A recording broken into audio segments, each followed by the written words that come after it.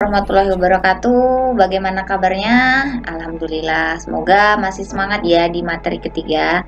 Ya, jadi kalau misalnya Anda belum nonton materi 1 dan 2 itu silahkan ditonton dulu karena materinya itu berurutan dan pastikan Anda menyimak sampai selesai. Nah, kita hari ini lanjut tentang strategi segmentasi kontak WA. Ya, segmentasi itu adalah mengelompokkan kontak WA berdasarkan data transaksinya. Oke, lebih lengkapnya bagaimana? Kita next ke slide berikutnya ya. Ya, jadi apa sih pentingnya segmentasi ini? Jadi kalau di WA itu kan ada banyak nama-nama database. Nah, kita penting sekali membeda-bedakan supaya jualan kita minim gagal. Dan juga kalau memberikan penawaran itu bisa dengan bahasa yang berbeda. Ya, misalnya kepada orang yang sudah pernah beli seperti apa, atau yang belum pernah beli itu juga seperti apa kalimatnya. Oke, kita lanjut untuk slide berikutnya. Nah, jadi caranya itu dengan menandai kontak-kontak calon pembeli sesuai dengan data transaksinya. Nah, cara tandainya cukup memberikan kode di depan namanya ya.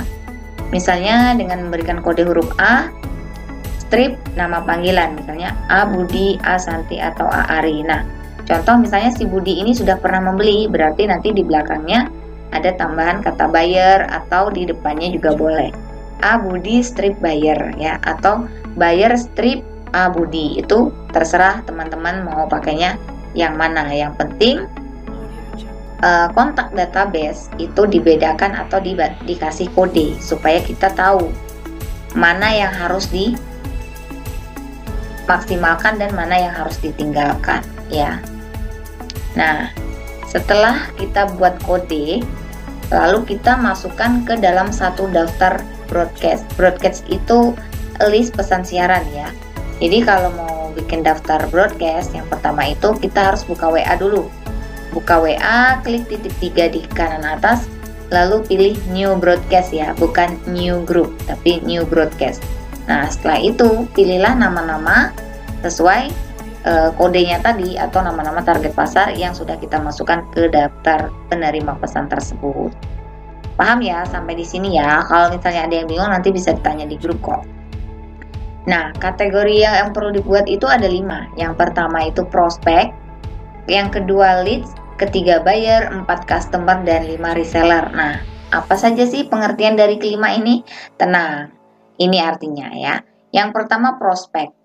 Prospek artinya target pasar yang datang ke WA Anda karena tertarik dengan umpan, tapi mereka belum pernah membeli produk Anda ya.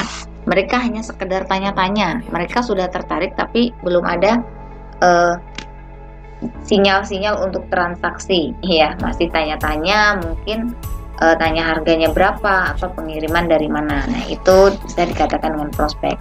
Kemudian yang kedua leads. Leads adalah target pasar yang sudah tertarik dengan produk Anda dan sudah janji transfer tapi belum sampai bayar ya.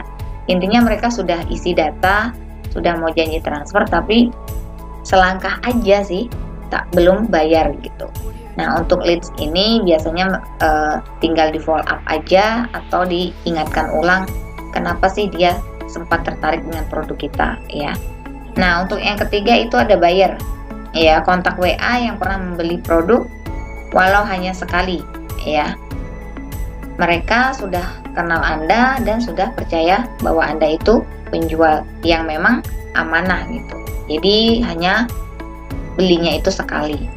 Nah, yang keempat ada customer, yaitu para pembeli yang melakukan repeat order alias kembali membeli berkali-kali. Nah, ini pasti ditunggu-tunggu banyak penjual ya, baik offline maupun online. Seneng banget kan kalau dapat customer yang suka repeat order, bahkan mereferensikan jualan kita ke kenalannya. Wah, itu perlu dipelihara, perlu dijaga hubungannya supaya kita dengan customer itu makin erat dan biasanya akan menjadi pelanggan yang loyal. Dan yang terakhir ada reseller, yaitu tim penjualan yang membantu kita dalam memasarkan produk ya. Kalau kita jualan sendirian itu nggak seberapa hasilnya, tapi kalau dengan tim insya Allah hasil yang banyak itu akan mudah didapatkan. Paham ya? Nah, next, strategi lanjutannya gimana? Nah, jadi ada strategi kelima, kategori kontak tadi. Yang pertama, strategi ke prospek, yaitu mengubah prospek menjadi buyer ya. Caranya dengan rutin update status berisi hal bermanfaat, kemudian jadi teman curhatnya, kemudian sesekali kirimkan broadcast yang isinya manfaat, bukan broadcast promosi ya. Contoh, saya jualan skincare, berarti broadcast saya mungkin tentang edukasi cara merawat wajah yang baik, cara membersihkan wajah sebelum tidur dengan tips atau metode yang lain. Nah, dan juga bisa edukasi kelebihan produk Anda dan beritahu apa yang bisa dilakukan produk Anda untuk solusi kehidupan dan masalah mereka itu. Nah, kemudian strategi promosi ke leads, tujuannya mengubah leads menjadi buyer. Tadi yang udah sempat isi data, kita ubah jadi pembeli beneran ya. Jadi beritahu leads bahwa ada batasan transfer. Tanpa batasan, maka mereka akan mudah menunda, bahkan bisa membatalkan transaksi. Kemudian sebelum waktu batas berakhir, jika belum transfer juga bisa dilakukan follow up. Dan follow up yang baik itu bisa dilakukan pagi hari ya. Biasanya kita kasih pertanyaan, halo kak, kemarin kan udah mau transfer nih, kira-kira mau transfer siang atau sore ya. Jadi mereka itu kita kasih pilihan mau siang atau sore. Dengan begitu nanti mereka akan memberikan jawaban. Dan terakhir, lead yang sudah di follow up tapi nggak ada transfer dan batasan waktunya sudah berakhir, maka tandai sebagai prospek lagi. Jadi ulangi ke tahap awal. Jadi tawarkan produk kita yang lain atau produk yang sama dengan waktu yang berbeda. Kemudian selanjutnya ada strategi promosi ke buyer ya. Jadi tujuannya mengubah buyer jadi customer ya. Lakukan after sales service dan berikan pelayanan setelah transaksi.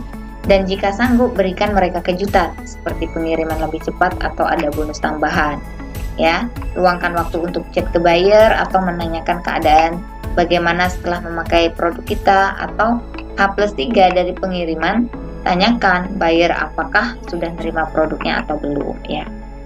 Dan pertanyaan-pertanyaan lain yang bisa kita jadikan cara untuk mengubah buyer menjadi customer.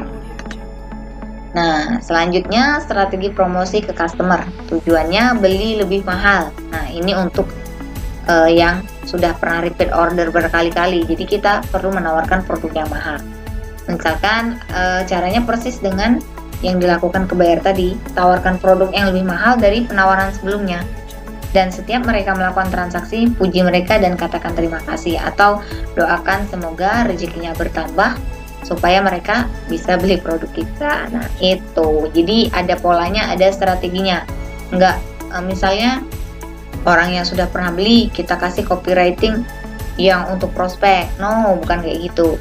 Kemudian nanti untuk yang udah pernah repeat order, kita tawarin dengan bahasa copywriting kita. Enggak, tapi kita lebih bahasa santai, informal, atau chatting-chatting biasa gitu. Jadi mudah banget ya. Dan insya Allah bisa dipahami kok. Kalau bingung nanti bisa tanya ke grup. Nah, yang terakhir ada strategi interaksi ke reseller. Tujuannya supaya mereka lebih aktif ya. Dengan membina tim penjualan, dan kita bisa membantu mereka dapat pembeli pertama, atau melengkapi amunisi promosi agar tim penjualannya bisa memasarkan produk kita dengan mudah ya. Informasikan tanggal promo dan berikan penawaran yang menarik supaya mereka mau memasarkan produk Anda. Misalnya reward atau hadiah apa, atau jalan-jalan, atau elektronik, atau pokoknya sesuatu yang membuat mereka senang, nyaman, dan puas dengan hasil kerjanya begitu.